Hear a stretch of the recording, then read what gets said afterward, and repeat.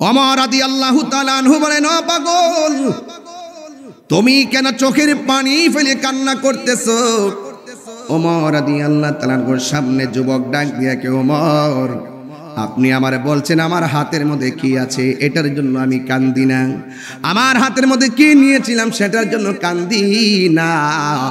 আজকে আমি আর বুঝতে পারি নাই আমার আল্লাহ যে কত দয়ালু, আমার আল্লাহরে ডরাইলে যে আমার আল্লাহ কেমনে অন্ধকার থেকে আলোর পথে নিয়ে যায়, আজকে তার প্রমাণ পেয়েছি।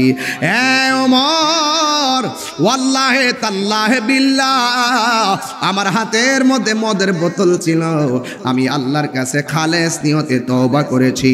এই তওবা করার কারণে আমার আল্লাহ যে কত দয়া করেছেন, আমার আল্লাহ মদের বোতলটার লেভেল পরিবর্তন করে আমার আল্লাহ আমাকে বাঁচাইয়া দিয়েছেন।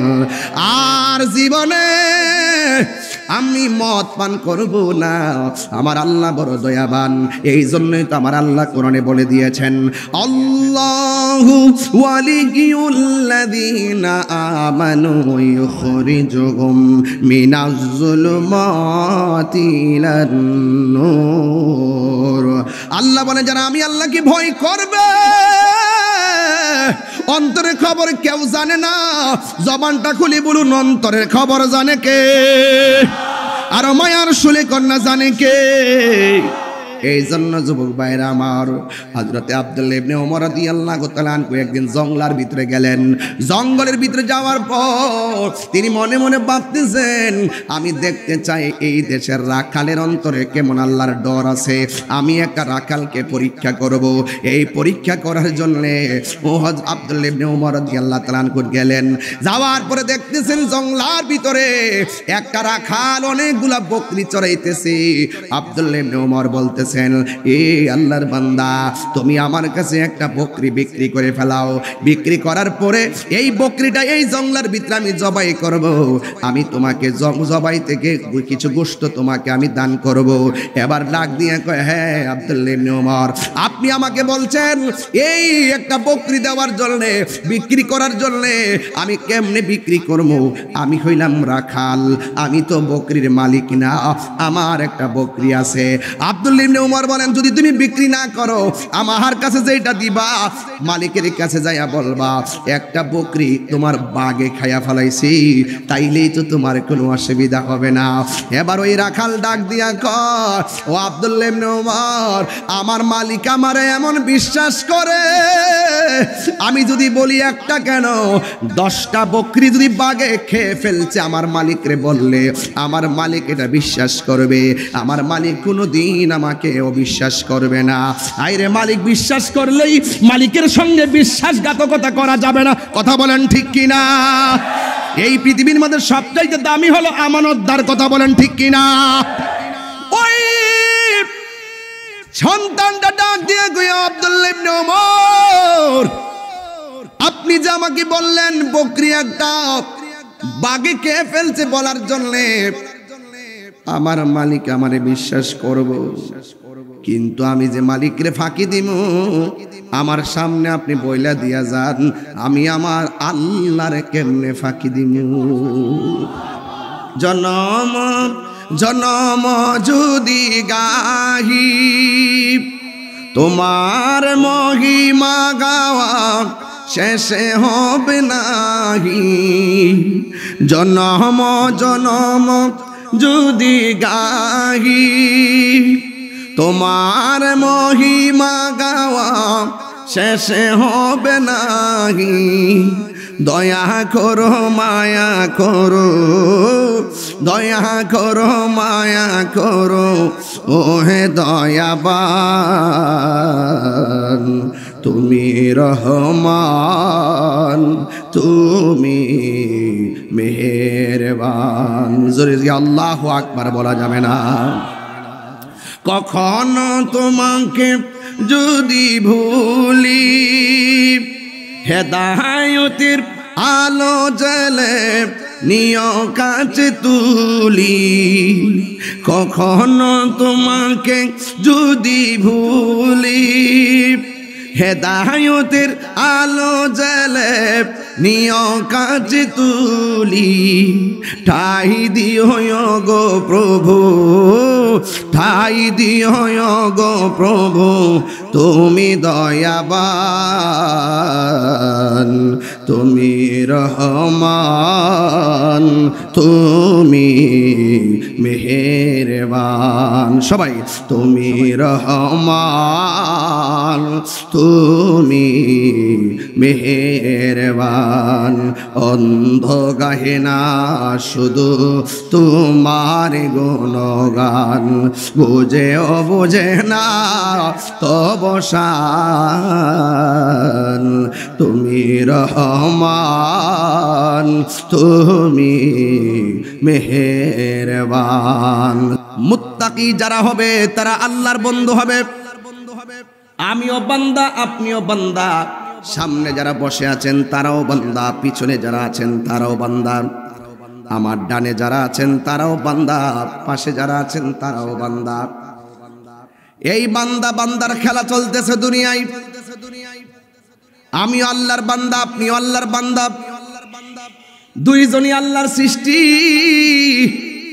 কিন্তু মনে রাখবেন এক সৃষ্টির শ্রেষ্ঠ সৃষ্টি আমার আল্লাহর কোরআন বলেছেন আরেক দলের সৃষ্টি পশুর চাইতে আরো নিকৃষ্ট তার মানে মানুষ আশরাফুল মাখলুকাত আবার মানুষ পশুর চাইতে আরো নিকৃষ্ট কিন্তু যারা আল্লাহকে ভয় করবে গুনার কাজ করতে গিয়ে যারা আল্লাহকে ভয় করবে যারা এইভাবে ভয় করবে আমি গুনাহ করতেছি আমার ডানে কেউ নাই বামে কেউ নাই সামনে কেউ নাই পিছনে কেউ নাই দরজা জানালা সব লাগাইয়া দিয়েছি মদ পান করলে কেউ আমাকে বাধা দিবে না আমি অন্যায় কাজ করলে কেউ আমাকে বাধা দিবে না কিন্তু যুবক ভাইয়েরা সব সুযোগ থাকার পরও যারা গুনার কাজ করে নাই আল্লাহ বলেন গুনাহটা হলো অন্ধকার আমি আল্লাহর ভয় তোর অন্তরে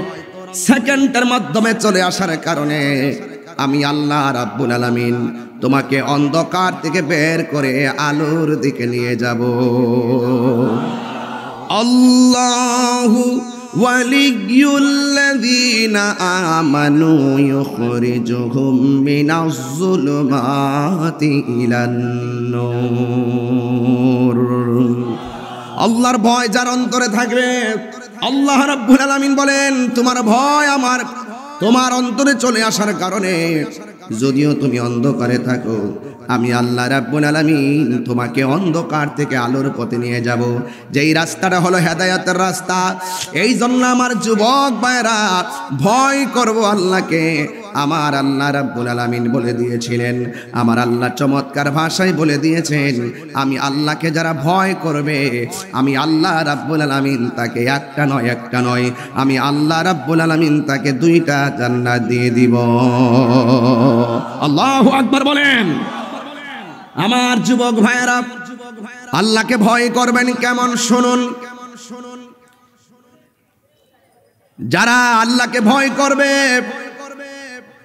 ভয়টা কেমন হতে হবে শুনেন ভয়টা হতে হবে এমন এই পৃথিবীতে আমি এসেছি আমাকে আবার চলে যাওয়া লাগবে এই পৃথিবী ছেড়ে আমাকে চলে যাওয়া লাগবে আমাকে একজনের কাছে জবাব দিতে হবে যারা আল্লাহকে ভয় করবে তাদের জন্য যারা আল্লাহকে ভয় করে গুনার কাজ ছেড়ে দিবে এদের ব্যাপারে আমার আল্লাহ রাব্বুল আলামিন তার হাবিবে পাক সাল্লাল্লাহু তাআলা আলাইহি ওয়াসাল্লাম বলেছেন কি জানেন আল্লাহর হাবিব সাল্লাল্লাহু আলাইহি ওয়াসাল্লাম বলেন যারা আল্লাহকে ভয় করবে ভয় করে গুনার কাজ ছেড়ে দিবে তাদের ব্যাপারে আমার নবী বলেছেন হাসরের ময়দান যেদিন কায়েম হয়ে যাবে এ আমার ইমাম হুসাইন রাদিয়াল্লাহু তাআলা আনহু মাস্টার সিরাজ সুন্নিয়া দাখিল মাদ্রাসার বাবারা এ মাদ্রাসার ছাত্ররা এখনই আপনাদেরকে গড়ে তুলতে হবে এখনই আপনাদেরকে তৈয়ার করতে হবে এই যৌবন সময়টার অনেক দাম রয়েছে রে বাবা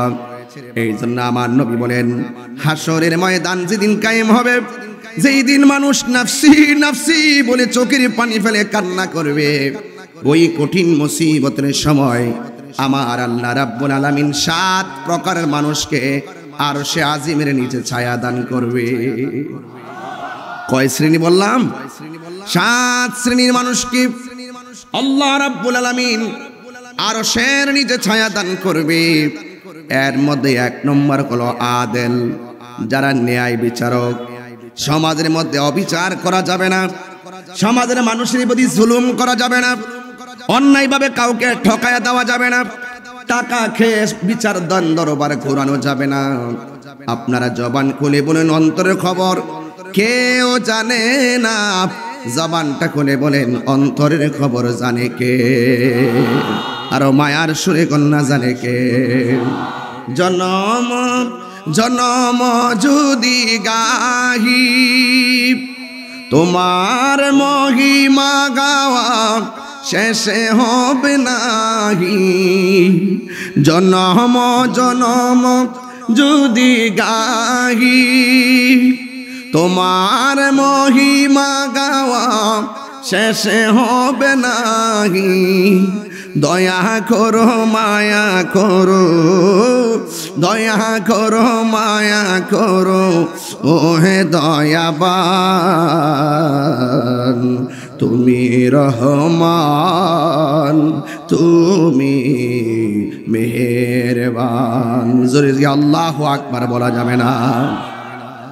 কখনো তোমাকে যদি ভুলি হেদায়েতের আলো জ্বলে নিয় কাছে তুলি। কখনো তোমাকে যদি ভুলি হেদায়েতের আলো জ্বলে নিয় কাছে তুলি। ঠাই দিও গো প্রভু, ঠাই দিও গো প্রভু তুমি দয়াবান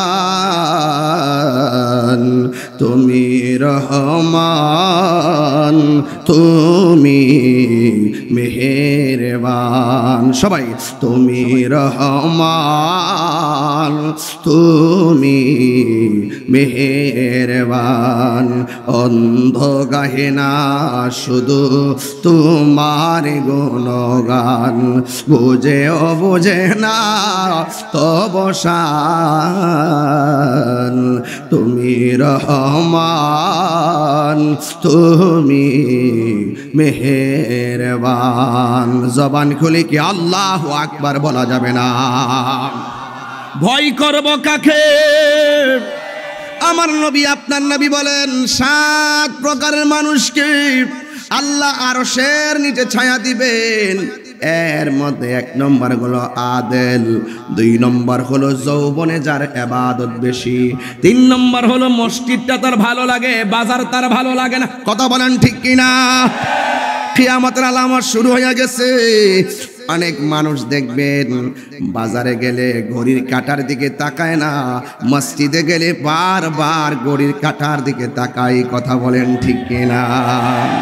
মসজিদে গেলে ঘড়ির কাঁটার দিকে তাকায়, সহ্য হয় না। অথচ আমার নবী আপনার নবী রাহমাতুল লিল আলামিন নূরানী জবান মুবারকে বলেছেন মসজিদ হলো এই পৃথিবীর মধ্যে সর্বোত্তম জায়গা, আর বাজারটা হলো পৃথিবীর মধ্যে নিকৃষ্ট জায়গা। আজকে নিকৃষ্ট জায়গা গ্রহণ করা সাইলাব চলতেছে, আল্লাহর ঘর মসজিদের কোনো খবর নাই। এই জন্য আপনাদেরকে বলবো, মসজিদে নামাজ না পড়া যদি চুপ করে বৈশাও থাকেন, আপনার আমল নামায় আমার আল্লাহ নফল ইবাদতের সওয়াব দিতে পারে কি পারে না? আল্লাহু আকবার বলেন। এই জন্য আমার নবী বলেন হাসরের ময়দানে ওই মানুষগুলার মাথার উপরে আমার আল্লাহ জান্নাতের সামিয়ানা আরশের সামিয়ানা দিবেন, যারা মসজিদের জন্য দিবানা। মসজিদ তার ভালো লাগে, বাজার তার ভালো লাগে না। 2 নম্বর হলো যারা আল্লাহর জিকির বড় ভালো লাগে। সুবহানাল্লাহ না কেন? জিকির জিকির জিকির ভালো লাগে কিনা বলেন? জিকির করলে অনেক শান্তি লাগে, শান্তি। অল বডির মধ্যে গোশতের টুকরার অভাব নাই, টুকরার ভিতরে আরেকটা টুকরা আছে। রাসূল বলছেন ওই টুকরাটার নাম হলো ওয়াহিয়াল কলব, ওই টুকরার নাম হলো কলব। অল বডির শক্তি হয় ফল খেলে, আর কলব শক্তি হয় আল্লাহর জিকির করলে। আরো বড় করে বলেন সুবহানাল্লাহ। গিজাউল কলবি যিকরুল্লাহ, কলবের খাদ্য হলো আমার আল্লাহ পাকের জিকির। জোরে বলেন সুবহানাল্লাহ। লা ইলাহা ইল্লাল্লাহ, লা ইলাহা, লা ইলাহা ইল্লাল্লাহ, লা ইলাহা ইল্লাল্লাহ, লা ইলাহা, লা ইলাহা ইল্লাল্লাহ, লা ইলাহা ইল্লাল্লাহ, লা ইলাহা, লা ইলাহা ইল্লাল্লাহ, লা ইলাহা ইল্লাল্লাহ, লা ইলাহা। হাসবি রব্বি জাল্লাল্লাহ,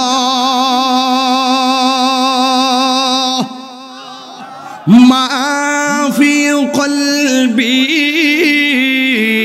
গায়রুল্লাহ। পড়ুন নূর মুহাম্মদ সাল্লাল্লাহ, লা ইলাহা ইল্লাল্লাহ, লা ইলাহা ইল্লাল্লাহ, লা ইলাহা ইল্লাল্লাহ। বলে লা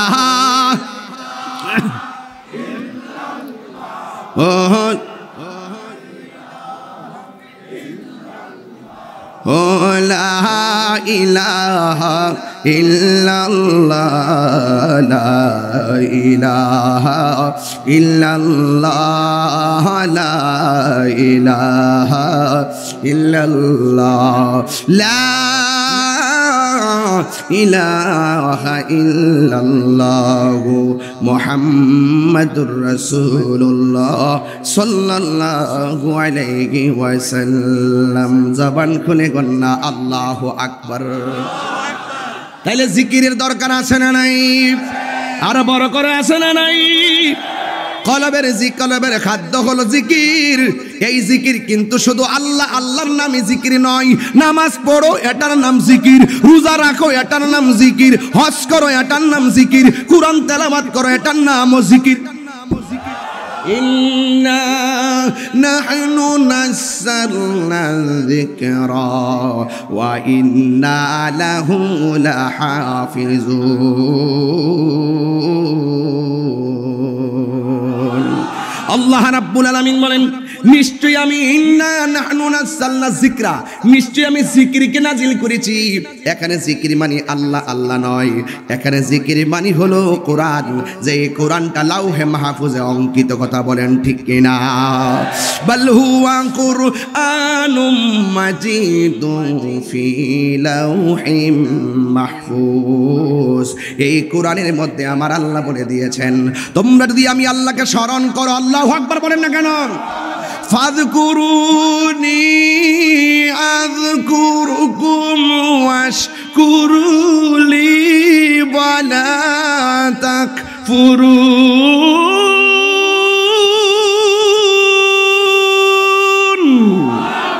ঘোষণাকার আল্লাহ বলে, ও বান্দা, তোমরা যদি আমি আল্লাহকে স্মরণ করো, আমি আল্লাহও তোমাদেরকে স্মরণ করব।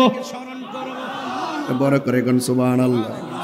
মাদ্রাসা ছাত্ররা একটু ভালো করে শুনো, কাজে লাগবে কথাগুলো। আল্লাহ বলছেন, তোমরা আমি আল্লাহকে স্মরণ করো, আমি আল্লাহ তোমাদেরকে স্মরণ করব। আমরা আল্লাহকে স্মরণ করি নামাজের মাধ্যমে, আমরা আল্লাহকে স্মরণ করি রোজার মাধ্যমে, আমরা আল্লাহকে স্মরণ করি হজের মাধ্যমে, আমরা আল্লাহকে স্মরণ করি যাকাতের মাধ্যমে, আমরা আল্লাহকে স্মরণ করি আল্লাহর বেদে দেওয়া ইবাদতের মাধ্যমে।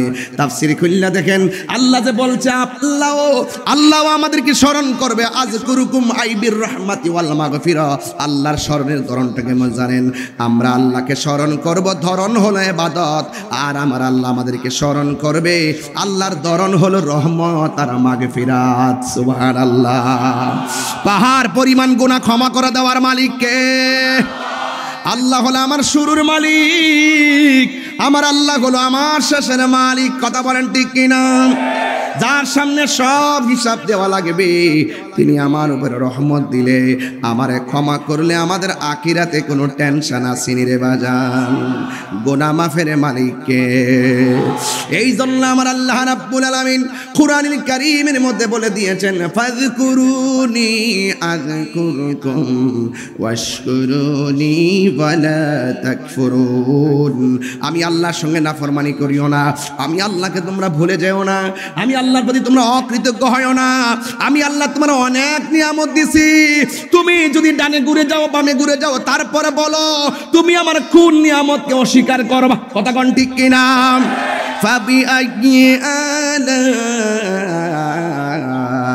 রাব্বিকুমা তুকাযযিবান। তুমি তোমার রবের কোন নিয়ামতকে অস্বীকার করবা? হাতের যে চামড়া, এটা পায়ের নিচে দিলে হাঁটতে পারতেন না, পায়ের উপরে চামড়া নিচে দিলে হাঁটতে পারতেন না। জিহ্বাটা যদি শুকনা রাখতো কথা বলতে পারতেন না। এই থুতু লাগিয়ে দিয়েছেন জিহ্বার মধ্যে, যখন জিহ্বা শুকিয়ে যাবে, গলা শুকিয়ে যাবে, এটাকে বলে সাকরাতুল মউত। ওই টাইমে গলা শুকিয়ে যাবে, আপনার গলা শুকিয়ে যাবে। 7 সমুদ্র 13 নদীর পানি মুখের মধ্যে দিল, পানি তৃষ্ণা মিটবে না। আপনি বুঝেন না? জিহ্বাটা শুকনা না, জিহ্বাটা থুতু দিয়ে আল্লাহ পাক নরম নরম রেখেছেন। চিনি মুখে দিয়েছেন, মিষ্টি লেগেছে, তেঁতুল মুখে দিয়েছেন, টক লেগেছে। আপনি 70 থেকে 72টা স্বাদ এই জিহ্বা দিয়ে আপনি অনুভব করতে পারেন। জবান খুলে বলুন, এর পিছনে কারিগরকে। আরো বড় করে বলেন। সেই রবের ইবাদত দরকার আছে না? সেই রবকে স্মরণ করা দরকার আছে না? এই কপালটা ঠেকাবো কার কাছে? খবরদার যুবক, এখনো সময় আছে। সময়ের 1 ফুর, অসময়ের 10 ফুর। রাসূল বলছেন হাসরের মাঠে ওই সমস্ত সন্তানদেরকে আরশের নিচে ছায়া দিবেন যৌবনে যার ইবাদত বেশি। জোরে কন্যা সুবহানাল্লাহ। যৌবন যার যুদ্ধে যাওয়ার সময় তার। এই জন্য যুবক আপনাদেরকে বলছি, অনুরোধ করে বলছি, আজ মাগরিবের পর আপনারা এসেছেন, আপনারা যারা কানায় কানায় মানুষ দাঁড়িয়ে আছেন, আপনাদেরকে অনুরোধ করে বলবো, ইবাদত করব একজনের, তিনি কে? আল্লাহ রাসূল মুর্শিদ নাম 3টা, আতিউল্লাহ ওয়া আতিউর রাসূলা ওয়া উলিল আমরি মিনকুম। রাসূলকে আমরা দেখি নাই, উলিকে দেখেছি। কথা বলেন ঠিক কি না? ওলি আল্লাহদের কাছ থেকে মদিনার সিলেবাস পেয়েছি। এই জন্য আল্লাহর ওলিরা হলো মদিনার টাওয়ার। কথা বলেন ঠিক না বেঠিক? আমার যুবক ভাইয়েরা, আল্লাহ বলছেন আমি তোমাদেরকে স্মরণ করব। রাসূল বলছেন হাসরের মাঠে 7 প্রকারের মানুষ আরশের নিচে ছায়া পাবে। এর মধ্যে আরেকটাকে জানেন? যারা আল্লাহর ভয়ে গুনার কাজ ছেড়ে দেবে। হাতের মধ্যে মদের বোতল নিয়েছেন, ওমর বলছেন খবরদার, মদ পান করা চলবে না।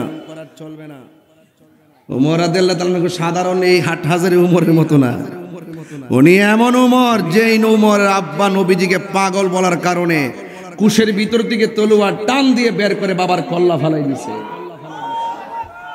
এটা সেই উমর। আমরা কখনো কখনো সিদ্দিক আকবরের মতন তসবিহ টিপব খানকায় বসে, আবার কখনো কখনো আমরা হকের জন্য ময়দানে নামবো উমরের বেশে। আমরা ময়দানে নামবো শেরে বাংলার বেশে। কথা বলেন ঠিক কি না? আমার যুবক ভাইরা, আমার ইসলাম কখনো নরম কখনো গরম। শুধুমাত্র খাবারের পরে খালোয়া খাইছি, মিষ্টি সুন্নত, এই সুন্নত পালন করলে চলবে না। মাঝে মাঝে শরীর থেকে রক্ত জড়ানো সুন্নত, সেটাও পালন করতে হবে। আমরা তো মায়ের খাইছি, সুন্নিরা মায়ের খাওয়ার পিছনে ম্যাক্সিমাম কারণ আমরা রাজপথ ছেড়ে দিয়ে ঘরে বসে গেছি। যদি আমাদের ঘরের মধ্যে বসে থেকে যেইভাবে আমরা দেশ চালাই, যদি সেই অবস্থানটা যদি আজকে মাঠে জানান দিতে পারতাম, বাতিল আমাদের সঙ্গে কথা বলার সাহস পেত না। মাদার বাংলো দূরের কথা, 6 কিলোমিটার দূরেই তো থাকতো। কথা বলেন ঠিক কি না? এগুলো আমাদের নীরবতার কারণে। নীরব থাকা চলবে না। এখন মাঠে এসে আমাদের অবস্থানকে জানান দিতে হবে। ইসলাম কখনো নরম কখনো গরম, ঠিক কি না? যদি ডাক এসে যায়, ময়দানে তসবিহ বালিশের উপরে রেখে মাঠে আসতে হবে। কেন? আমি প্রায় মাহফিলের মধ্যে বলি, তুমি মিসওয়াক করা ফজিলত জানো, খাবার শেষে মিষ্টি মুখের হাদিস এটাও মানো। তুমি মিসওয়াক করা ফজিলত জানো, একটু আত্মসমালোচনা করতেছি আর কি।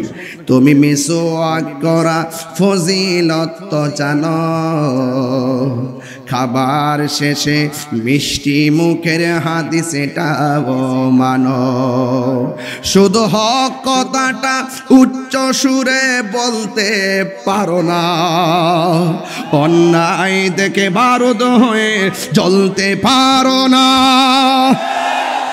শুধু হক কথাটা উচ্চ সুরে বলতে পারো না, অন্যায় দেখে বারুদ হয়ে জ্বলতে পারো না। কেমন মুসলমান তুমি একটু ভাবো না, কেমন তোমার ঈমান একটু বলো না, কেমন মুসলমান তুমি একটু ভাবো না, কেমন তোমার ঈমান একটু বলো না, ঠিক না? এই জন্য আমার যুবক ওমর রাদিয়াল্লাহু তাআলা আনহু বলে মদ পান করা চলবে না, সব মদ খালের মধ্যে নালার মধ্যে এমন ভাবে তারা ঢেলে দিয়েছেন, ছোট ছোট গর্তগুলো মদের পানিতে ভরে গেছে, মনে হয় যেন আষাঢ় মাসের। এমন ভয় পাইতেন ওমরকে, তিনি রাত্রে হেঁটে হেঁটে ঘরে ঘুমাইতেন না, হেঁটে হেঁটে গরিবের খবর নিয়েছেন, যেই ঘরে ক্ষুধার যন্ত্রণার কান্নার আওয়াজ শুনেছেন বাইতুল মাল থেকে আটা নিয়ে তার ঘরে পৌঁছে দিয়েছেন। নেতা তো এমনই হতে হবে, কথা বলেন ঠিক কিনা? সব রাস্তা ফেলে দিলেন। ইন দি মিন টাইমে একটা লোক খুব বেশি নেশাখোর, মনে মনে ভাবতেছে কেমনে থাকবো রাত্রে, গিয়া এক বোতল কিছু খাইছে আর কিছু চাদরের ভিতরে ঢুকাইছে। চাদরের ভিতরে ঢুকানোর পরে তিনি বলতেছেন, আল্লাহ তুমি দেখলে দেখছো উমর যাতে না দেখে, আল্লাহ তুমি দেখলে দেখছো উমর যাতে না দেখে। এটার মানে কি জানেন? এটার মানে হইলে যে আল্লাহ তুমি তো মরার পরে বিচার করবা, উমর তো ডাইরেক্ট কেটে ফেলাইব। কথা কর না, ঠিক কি না? এই দিক দিয়ে আমাদের দেশে একটা কথা বলে, যেখানে বাঘের ভয় সেখানে রাত হয়। হ্যাঁ, তো সেই আস্তিনের ভিতরে মদের বোতল ঢুকায় রাস্তা দিয়ে রওনা দিছে, আর বলতেছে আল্লাহ তুমি দেখলে দেখছো উমর যাতে না দেখে। এই কথা বলতে দিই ওমর রাদিয়াল্লাহু তাআলা হয়ে এসে তার সামনে হাজির হয়ে গেছে। ওমর রাদিয়াল্লাহু তাআলা জিজ্ঞাসা করে, কি ব্যাপার, তোমার হাতে কি? তখনও আবার ওমর রাদিয়াল্লাহু তাআলা দেখাই আল্লাহর কাছে একটা দরখাস্ত করছে, আল্লাহ তোমার খুব ভয় পেতেছি, আল্লাহ আজকে উমরের হাত থেকে আমার বাঁচায় দাও, যদি বাচ্চা থাকে জিন্দেগিতে আর মদ পান করতাম না। আল্লাহু আকবার বলবেন না? এর এই মুহূর্তে ওমর রাদিয়াল্লাহু তাআলা বলতেছেন, এই তোমার হাতে কি, চাদরের নিচে কি? কই বলতেছে এটা একটা মদের বোতল। এই বের করো। বের করছে, দেখতেছে মদের বোতলের লেভেল পরিবর্তন হয়ে গেছে। ওই মুহূর্তে পাগলা চোখের পানি ফেলে কান্না শুরু করে দিয়েছেন। জোরে কন্না সুবহানাল্লাহ। ওমর রাদিয়াল্লাহু তাআলা আনহু বলেন, ও পাগল তুমি কেন চোখের পানি ফেলে কান্না করতেছো? ওমর রাদিয়াল্লাহু তাআলার সামনে যুবক ডাক দিয়া কে, ওমর আপনি আমারে বলছেন আমার হাতের মধ্যে কি আছে এটার জন্য আমি কান্দি না, আমার হাতের মধ্যে কি নিয়েছিলাম সেটার জন্য কান্দি না। আজকে আমি আর বুঝতে পারি নাই আমার আল্লাহ যে কত দয়ালু, আমার আল্লাহরে ডরাইলে যে আমার আল্লাহ কেমনে অন্ধকার থেকে আলোর পথে নিয়ে যায়, আজকে তার প্রমাণ পেয়েছি। এ ওমর, ওয়াল্লাহে তাল্লাহে বিল্লাহ, আমার হাতের মধ্যে মদের বোতল ছিল, আমি আল্লাহর কাছে খালেস নিয়তে তওবা করেছি। এই তওবা করার কারণে আমার আল্লাহ যে কত দয়া করেছেন, আমার আল্লাহ মদের বোতলটার লেভেল পরিবর্তন করে আমার আল্লাহ আমাকে বাঁচাইয়া দিয়েছেন। আর জীবনে আমি মদ পান করব না, আমার আল্লাহ বড় দয়াবান। এই জন্যই তো আমার আল্লাহ কোরআনে বলে দিয়েছেন, আল্লাহু ওয়ালিয়ুল্লাযীনা আমানু ইউখরিজুহুম মিনাজ যুলুমাতি ইলান নূর। আল্লাহ বলে যারা আমি আল্লাহকে ভয় করবে, অন্তরের খবর কেউ জানে না, জবানটা খুলে বলুন অন্তরের খবর জানে কে? আর মায়ার শুলে কন্যা জানে কে? এই জন্য যুবক ভাইরা আমার, হযরতে আব্দুল্লাহ ইবনে ওমর রাদিয়াল্লাহু তাআলা আনহু একদিন জঙ্গলার ভিতরে গেলেন। জঙ্গলের ভিতরে যাওয়ার পর তিনি মনে মনে ভাবতেছেন, আমি দেখতে চাই এই দেশের রাখালের অন্তরে কেমন আল্লাহর ডর আছে। আমি একটা রাখালকে পরীক্ষা করব। এই পরীক্ষা করার জন্য আব্দুল্লাহ ইবনে ওমর রাদিয়াল্লাহু তাআলা আনহু গেলেন। যাওয়ার পরে দেখতেছেন জঙ্গলার ভিতরে একটা রাখাল অনেকগুলা বকরি চড়াইতেছে। আব্দুল্লাহ ইবনে ওমর বলতেছেন, এ আল্লাহর বান্দা, তুমি আমার কাছে একটা বকরি বিক্রি করে ফেলাও। বিক্রি করার পরে এই বকরিটা এই জঙ্গলার ভিতরে আমি জবাই করব। আমি তোমাকে জবাই থেকে কিছু গোশত তোমাকে আমি দান করব। এবার ডাক দিয়ে কয়, হ্যাঁ আব্দুল্লাহ ইবনে ওমর, আপনি আমাকে বলছেন এই একটা বকরি দেওয়ার জন্য, বিক্রি করার জন্য। আমি কেমনে বিক্রি করব? আমি হইলাম রাখাল, আমি তো বকরির মালিক না, আমার একটা বকরি আছে। আব্দুল্লাহ ইবনে ওমর বলেন, যদি তুমি বিক্রি না করো, আমার কাছে যেটা দিবা মালিকের কাছে যাইয়া বলবা একটা বকরি তোমার বাগে খাইয়া ফেলাইছি, তাইলেই তো তোমার কোনো অসুবিধা হবে না। এবার ওই রাখাল ডাক দিয়া কয়, ও আব্দুল্লাহ ইবনে ওমর, আমার মালিক আমারে এমন বিশ্বাস করে, আমি যদি বলি একটা কেন 10টা বকরি যদি বাগে খেয়ে ফেলছে আমার মালিকরে বললে আমার মালিক এটা বিশ্বাস করবে। আমার মালিক কোনোদিন আমাকে অবিশ্বাস করবে না। আইরে মালিক বিশ্বাস করলেই মালিকের সঙ্গে বিশ্বাসঘাতকতা করা যাবে না। কথা বলেন ঠিক কিনা? এই পৃথিবীর মধ্যে সবচাইতে দামি হলো আমানতদার। কথা বলেন ঠিক কিনা? ওই সন্তানটা ডাক দিয়ে কইয়া, আব্দুল্লাহ ইবনে ওমর, আপনি যে আমাকে বললেন বকরি একটা বাগে খেয়ে ফেলছে বলার জন্য আমার মালিক আমারে বিশ্বাস করব, কিন্তু আমি যে মালিকরে ফাঁকি দিব, আমার সামনে আপনি বইলা দিয়া যান, আমি আমার আল্লাহরে কেমনে ফাঁকি দিব? এটার নাম তাকওয়া। এটার নাম কি?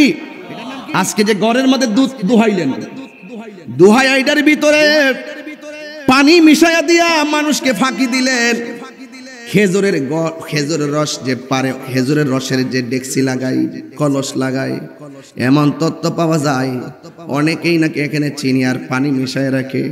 আরে আপনি চিনি আর পানি মিশাইয়া মানুষকে ফাঁকি দিতে পারবেন?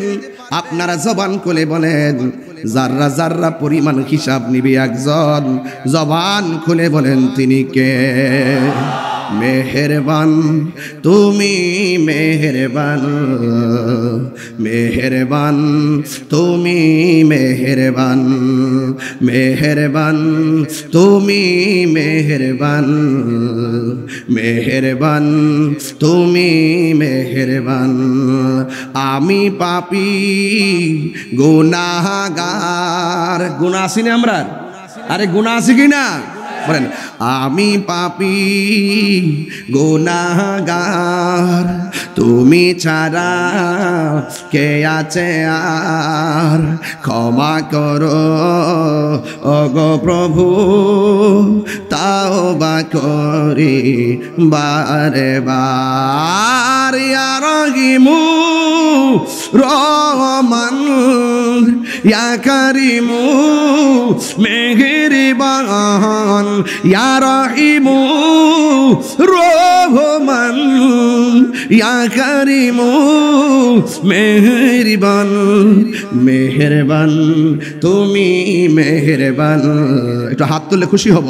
মেহেরবান তুমি, মেহেরবান। দুইটা হাত সোজা করেন।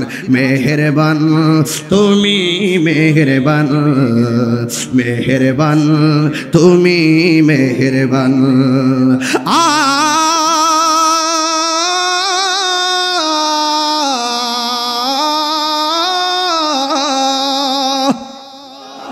জেনে না জেনে হাজার পাপের সাগরে ডুব দিয়েছি, পথ হারিয়ে ভুলে।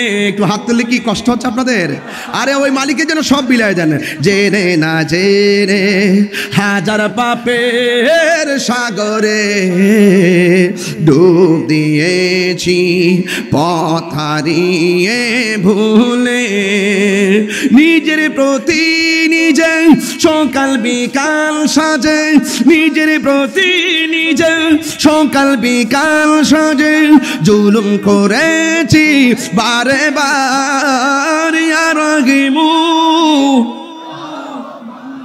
ইয়া করিমু মেহেরবান ইয়া রাহিমু রহমান ইয়া করিমু মেহেরবান মেহেরবান তুমি মেহেরবান মেহেরবান তুমি মেহেরবান পাহাড় সমান পাপের বোঝা মাথায় নিয়ে চলতে পারি না ক্ষমা করো রহম দিয়ে পাহাড় সমান পাপের বোঝা মাথায় নিয়ে চলতে পারি না ক্ষমা করো রহম দিয়ে বান্দা তোমার আমি তুমি অন্তর্যামী বান্দা তোমার আমি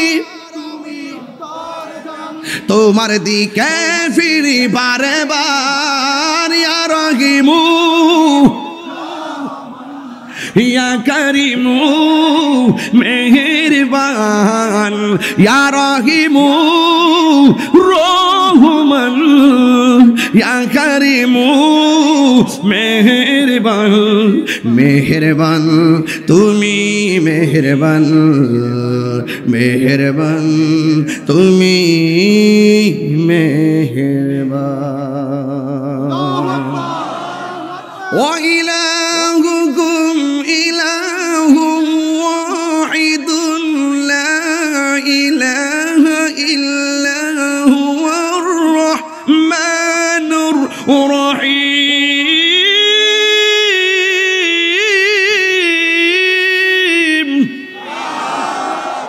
কুল ইন্না সালাতি ওয়া নুসুকি ওয়া মাহইয়ায়া ওয়া মামাতি লিল্লাহি রাব্বিল আলামিন